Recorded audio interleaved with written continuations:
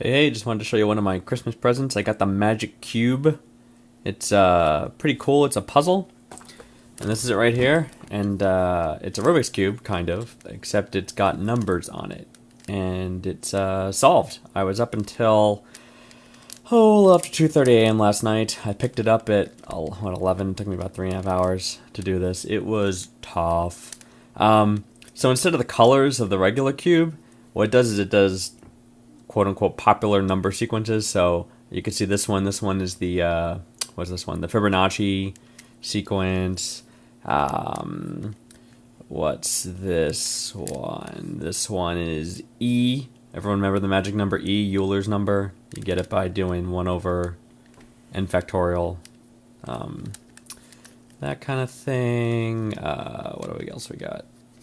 492. Oh, this is magic square, so that all of the rows, everything adds to 15. Whether you go straight diagonal. What else? Oh, everybody knows this number, right? 314159265. It's pi. There's no decimal point. I'm thinking of writing a letter to the creator, complaining about that. What else? Yeah, so this was tough. And there's one more number. That's the E. Oh, this is like... Where's the other one? Where's the other one?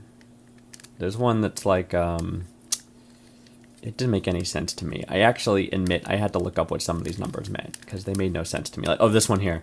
This is the number of points as you create a triangle. So you start with 1 point, and then you give it 2 vertices, and then you get 3 points, and then you extend it by 2 more, and you get 6. Then you extend it 2 more, and you get 10.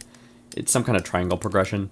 Yeah, I didn't know what the heck that meant, so I looked it up. I didn't even remember what E was. I had to look that up too. So once I figured out what the numbers were, it was still really hard because it's so easy to lose track of where you are because the cube looks pretty monofilament, right? You need to constantly track where you're solving. I screwed up my progress at least 3 or 4 times by undoing things I already did.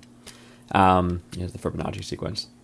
So the other key is that unlike a colored cube, the numbers have to be oriented. So one thing that screwed me up, I was pretty much solved, and I think it was this side here. And the 5 was rotated completely around, but the cube was otherwise solved, and this was like almost at 2:30, and I was cursing myself.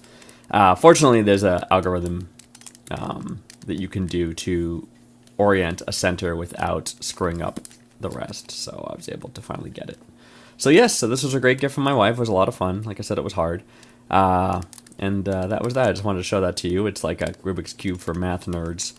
I'm not that much of a math nerd, but like I said, I had to look up what some of these number sequences were just to figure out where to start putting stuff. But yeah, but I got it. And then I don't know if I'm going to scramble this one anytime soon because it was a pain. Maybe I'll do it some other time. But my next challenge is this bastard. My wife gave me this one too. It's like a cube. It's called a gear cube, and the trick with it is that as you turn certain faces, let me try to do this one-handed. See that it's the gear, the color's turning.